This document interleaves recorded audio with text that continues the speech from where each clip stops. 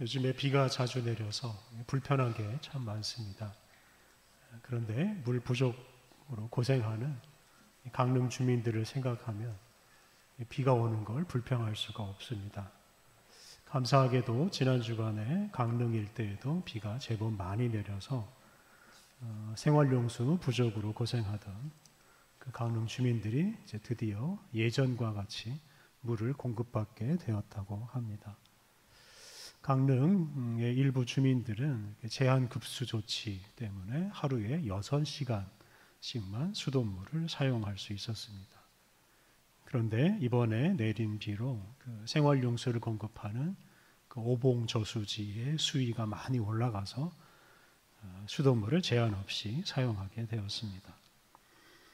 최근 그 오봉저수지의 저수율은 우리 많은 사람들의 관심거리가 되었습니다. 오봉저수지의 저수율이 얼마나 되는지 많은 사람들이 관심을 갖고 알아보고 있습니다. 그 오봉저수지의 저수율이 10%대까지 떨어진 적이 있었습니다. 이제 그때 제한급수가 시작됐고 완전 단수까지 고려했었습니다. 그것 때문에 주민들의 생활이 매우 불편해졌고 특히 이 자영업자들이 그 물이 없어서 제대로 영업을 하지 못해서 아주 큰 피해를 입었습니다. 그래서 이번에 그 제한급수 사태 때문에 생계에 어려움을 겪는 사람들이 많아졌습니다. 그런데 최근에 비가 많이 내려서 오봉저수지의 저수율이 이제 50%를 넘어섰습니다. 저수지의 물이 절반 정도가 찼다는 말입니다. 이렇게 저수지에 물이 차 있어서 강릉 주민들이 당분간은 물 걱정을 하지 않게 되었습니다. 그 저수지에 차 있는 물 덕분에 강릉 주민들이 아주 심리적으로 안정을 찾게 되었습니다. 특히 이 자영업자들은 그 저수지의 물을 믿고 장기적인 계획도 세울 수가 있게 되었습니다. 이 오봉저수지의 물은 강릉 주민들이 뽑은 시장을 비롯한 공무원들이 공동으로 관리하고 이 주민들은 필요한 만큼 사용하고 그것에 대한 대가를 지불합니다. 물이 부족할 때는 물 공급을 제한하기도 하고 또 중단하기도 합니다. 이렇게 물을 공적으로 관리하는 것이 매우 중요합니다. 만약에 이 저수지 물을 한 개인이 소유하고 개인이 관리한다고 생각해 보십시오. 그 사람이 돈을 좋아하는 욕심 많은 사람이라면 이 강릉 주민 전체에게 큰 재앙이 일어날 것입니다. 물이 부족하다는 이유로 수도요금을 크게 올리면 가난한 사람들은 물을 사용하지 못할 수도 있습니다. 최근 일어난 이런 물 부족 사태를 돈을 많이 버는 기회로 삼을 수도 있습니다. 이런저런 이유로 이렇게 물을 한 개인에게 맡겨서 관리하게 해서는 안 됩니다. 요즘 우리 사회를 보면서 돈도 물처럼 좀 공적으로 관리하면 좋겠다는 생각이 자주 듭니다. 오봉저수지 같은 이런 저수지에 돈을 많이 담아놓고 필요한 사람들이 필요한 때 가져다 쓰고 각 사람의 형편에 따라서 원금과 이자를 갚으면 좋을 것입니다. 이런 엉뚱한 생각을 하게 된 것은 우리 사회의 부와 재산이 소수에게 편중되어 있기 때문입니다. 우리 경제의 규모는 10년, 20년 전보다 훨씬 더 커졌습니다. 30년, 40년 전에 비하면 수백 배, 수천 배나 커졌습니다. 다시 말하면 우리나라는 이전보다 훨씬 더 잘 살게 되었습니다. 그런데 국가적으로는 부자가 되었는데 모든 국민이 잘 사는 것은 아닙니다.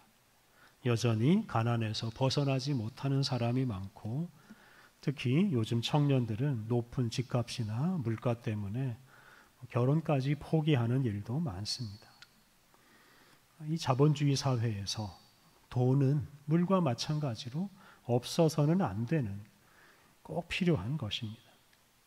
물 없이 사람이 살지 못하는 것처럼 돈 없으면 사람이 살지 못합니다.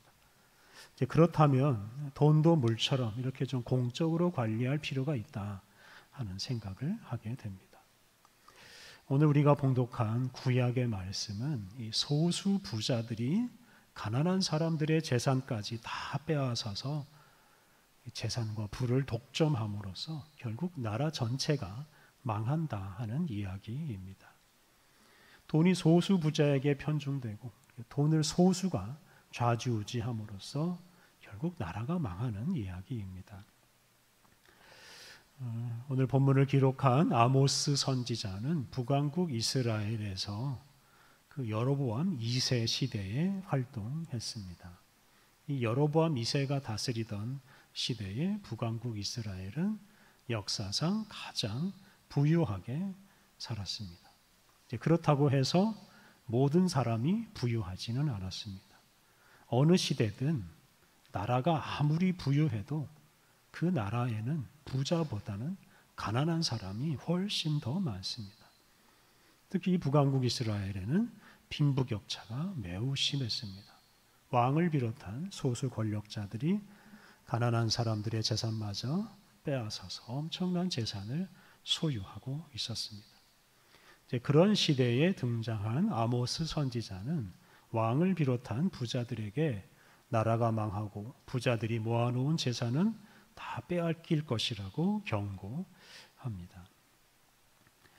오늘 봉독한 본문에서도 아모스 선지자는 당시 부자들의 잘못을 지적하고 그들이 망할 것이라고 선언합니다.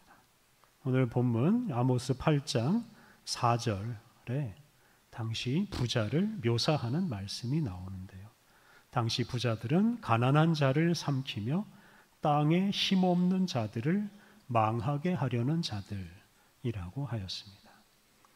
당시 부자들은 가난하고 약한 사람들을 돌보지는 않고 더 부자가 되려고 가난하고 약한 사람들의 것마저 빼앗아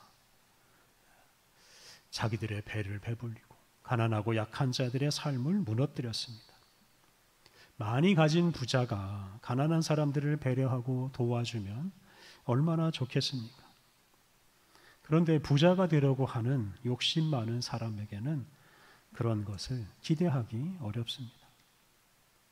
5절과 6절에는 당시 부자들이 수단과 방법을 가리지 않고 돈을 모으는 행태를 책망하는 말씀이 나옵니다. 그들은 돈을 가장 소중하게 여기고 돈을 얻으려고 더 소중한 것을 포기하거나 희생시킵니다. 먼저 5절 상반절에 이런 말씀이 있습니다. 월삭이 언제 지나서 우리가 곡식을 팔며 안식일이 언제 지나서 우리가 밀을 내게 할꼬.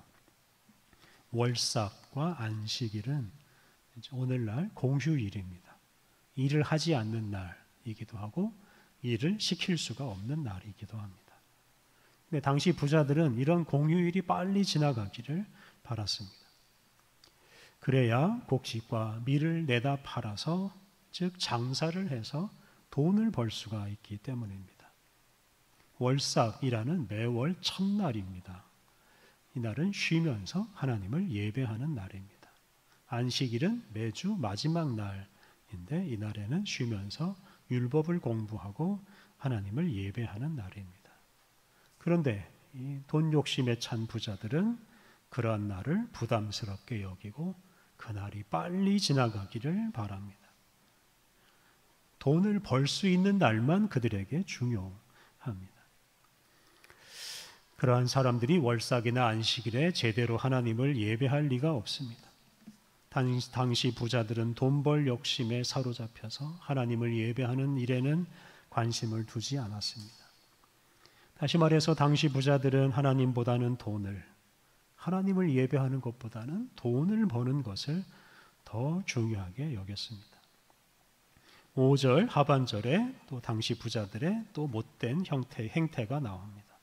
5절 하반절 에바를 작게 하고 세계를 크게 하여 거짓 저울로 속이며 새한글 성경 돛박을 작게 하고 저울추를 크게 해서 거짓 저울로 속이려 하는데 이 에바는 양을 재는 것과 관련되고 세겔은 무게를 재는 것과 관련됩니다.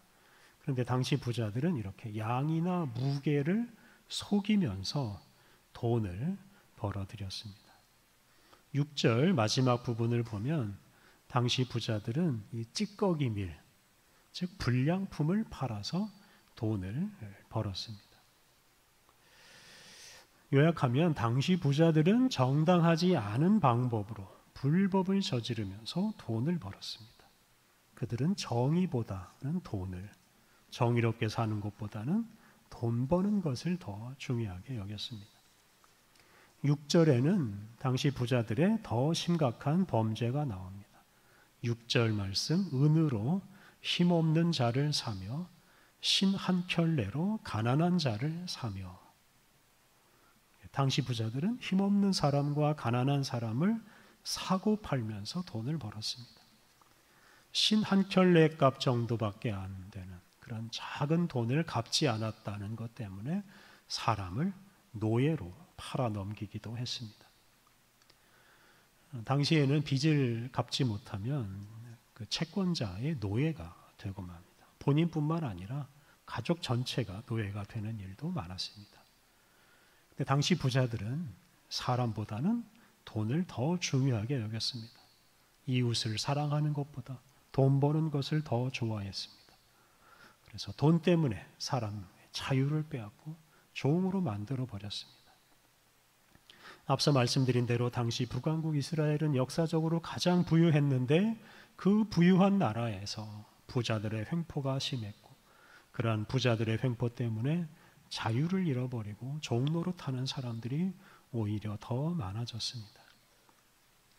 지금까지 살핀 대로 이 북왕국 이스라엘의 왕을 비롯한 소수 권력자들은 돈 버는 즐거움이나 돈을 좀 더 벌어야 한다는 욕심 때문에 하나님께 예배하는 일을 소홀히 하고 불법을 저지르고 이웃을 사랑하지 않았습니다. 하나님과 정의와 사람보다 돈을 더 중요하게 여겼습니다. 이러한 부자들이 있는 나라가 어떻게 되어야 하겠습니까? 못된 부자들이 많은 나라는 망해야 마땅합니다. 왜냐하면 그러한 나라에서 가난한 사람들, 하나님의 백성들이 고생하고 자유를 잃어버리고 죽음에 이르기 때문입니다. 오늘 본문 7절을 보면 하나님은 그런 부자들에게 반드시 보응하시겠다고 선언하십니다. 그리고 이어지는 8절에서는 그 부자들이 있는 나라가 망한다라고 선언하십니다. 아모스의 예언대로 이런 못된 부자들이 많은 북왕국 이스라엘은 결국 망합니다. 북왕국 이스라엘의 부자들은 강대국 아수르에게 침략을 받아서 재산을 다 빼앗기고 맙니다. 재산뿐만 아니라 생명과 자유까지 빼앗겼습니다. 그들이 수단 방법을 가리지 않고 모은 그 재산이 그들을 보호해 주지 못했습니다. 뿐만 아니라 북왕국 이스라엘의 많은 사람들이 같은 처지에 놓이게 되었습니다. 소수 부자의 횡포 때문에 나라 전체가 망해서 온 국민이 함께 고생하고 함께 죽었습니다. 아모스 당시 북왕국 이스라엘은 역사적으로 가장 넓은 영토를 차지하고 주변 나라로부터 조공까지 받으면서 가장 부유하게 살았습니다. 그런데 아모스 선지자는 그러한 때에 등장해서, 다시 말하면 나라가 앞으로도 계속 번영할 것 같은 그런 시대에 등장해서 나라가 조금 있으면 망한다라고 선언했습니다. 그 이유가 중요한데요. 그 이유를 우리가 오늘 본문에서 살펴보았습니다. 하나님보다 돈을, 정의보다 돈을, 사람보다 돈을 더 중요하게 여겼기 때문에 나라가 망했습니다. 돈이 많다고 해서, 경제적으로 풍요롭다고 해서 그것이 결코 자기나 자기 나라를 지켜줄 것이라고 생각하면 그것은 큰 착각입니다. 오늘날 나라들마다, 개인들마다 좀 더 많은 돈을 벌려고 온갖 노력을 다하고 있습니다. 세계에서 가장 부자 나라라는 미국이 하고 있는 일을 보면 지금 이 세계의 여러 나라들이 얼마나 돈의 혈안이 되어 있는지를 우리가 잘 알 수 있습니다. 많은 사람들이, 많은 나라들이 돈이 있어야 무엇이든 할 수 있고 돈이 있어야 사람답게 살 수 있다고 생각하기도 합니다. 바로 그런 생각 때문에 지금 돈이 우리 인생에서, 이 세상에서 가장 높은 위치에 올라가 있다고 해도 과언이 아닙니다. 하나님을 예배하는 것보다, 정의롭게 사는 것보다, 이웃을 사랑하는 것보다 돈을 더 소중하게 여기는 사람들이 많습니다. 그러면 이런 세상이 어떻게 되겠습니까? 오늘 본문에 나오는 북왕국 이스라엘처럼 망하고 말 것입니다. 실제로 이 세상이 망하고 있습니다. 우리가 겪고 있는 이 환경 파괴와 기후 재앙이 바로 이 세상이 서서히 망해가고 있다는 것을 잘 말해줍니다. 이미 수많은 동식물이 멸종했습니다. 농사지을 땅이 점점 사라지고 있고 강과 바다에 살고 있는 물고기들이 죽어가고 있습니다. 인류는 그동안 좀 더 잘 살겠다는 명분으로, 좀 더 부자가 되겠다는 명분으로 산과 들과 강을 파괴하고 더럽혔습니다. 개발한다는 이런 좋은 미명하에 수많은 동식물의 서식처를 파괴하고 죽였습니다. 우리 인류가 이렇게 부유하게 되는 과정에서 얼마나 많은 동식물이 죽고 얼마나 많은 땅과 물과 공기가 더러워지고 파괴되었는지 모릅니다. 우리 인류가 지금 부자가 되었다고는 하지만 이렇게 부자가 된 대가를 지금 톡톡히 치르고 있습니다. 많은 전문가들은 다음으로 멸종할 종은 우리 인류가 될 것이라고 경고합니다. 심지어 3, 40년 안에 그러한 일이 일어날 수도 있다고 경고합니다. 우리의 후손들, 우리의 후배들, 다음 세대에게 어떤 재앙이 일어날지 참 무서운 상황입니다. 하나님보다, 정의보다, 사람보다 돈을 더 중요하게 여긴 결과가 바로 이러한 우리의 상황입니다. 그렇다면 우리가 지금의 이 위기를 어떻게 극복할 수가 있겠습니까? 그 길은 오늘 본문에 다 나와 있습니다. 돈보다 하나님을 더 중요하게 여기고 돈을 버는 것보다 하나님을 예배하는 것을 더 좋아해야 합니다. 돈보다 정의를 더 중요하게 여기고 돈 버는 일보다 정의롭게 사는 것을 기뻐해야 합니다. 돈보다 사람을 더 중요하게 여기고 돈을 위해 사람을 희생시킬 것이 아니라 사람을 위해서 기꺼이 돈을 사용해야 합니다.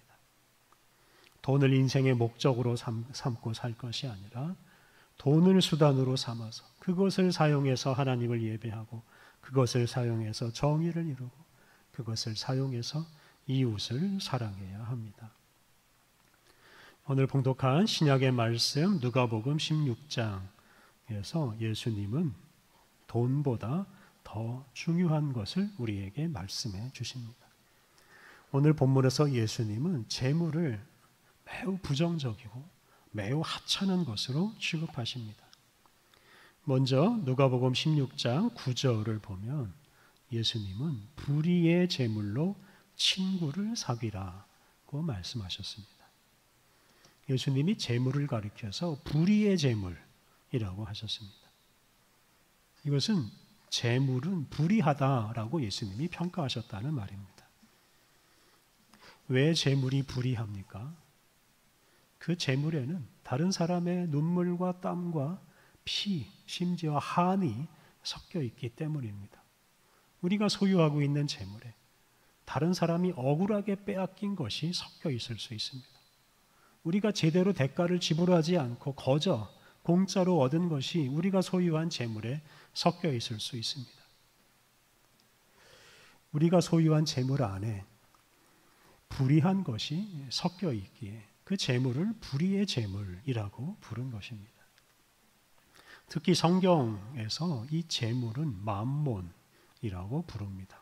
맘몬은 하나님처럼 행세하면서 사람들을 자기 노예로 부리는 신과 같은 존재입니다. 그러므로 재물에 마음을 두는 사람은 반드시 재물에게 마음을 빼앗기고 재물의 노예가 되어서 재물을 섬기는 사람이 되고 맙니다. 바로 재물이 그런 못된 짓을 하기에 재물을 불의하다고 예수님이 말씀하셨습니다.